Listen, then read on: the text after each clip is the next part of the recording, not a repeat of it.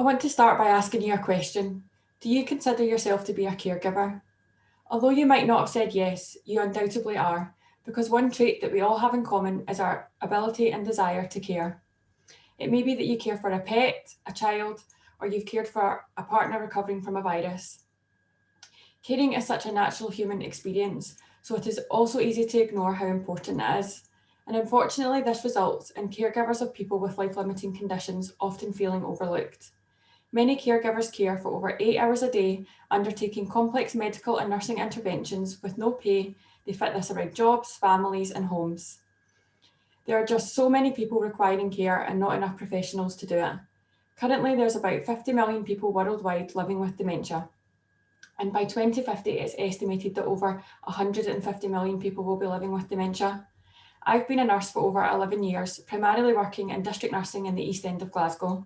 So my clinical practice tends to involve caring for people with complex health and social care needs.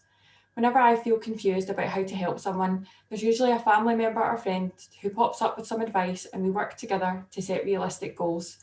This is why when I decided to pursue a PhD, I wanted to give back to all the people who had helped me.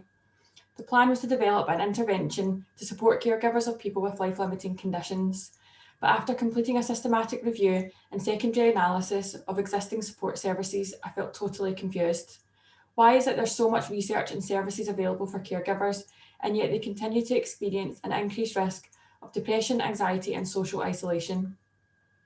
Why is it in the last year, caregivers have been twice as likely as non-caregivers to access food banks, and yet their daily contribution has been estimated at £530 million?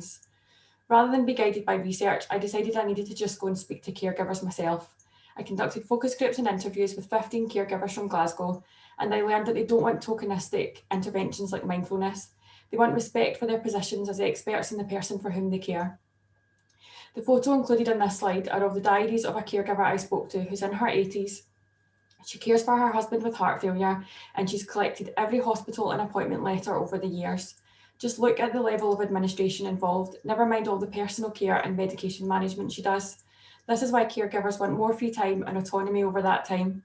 They want to be able to drink gin and do crochet in peace.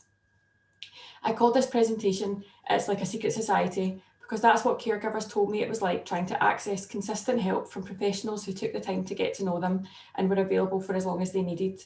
Ultimately, we've all got an obligation to support caregivers because chances are one day we'll be in their shoes and could be desperate for help.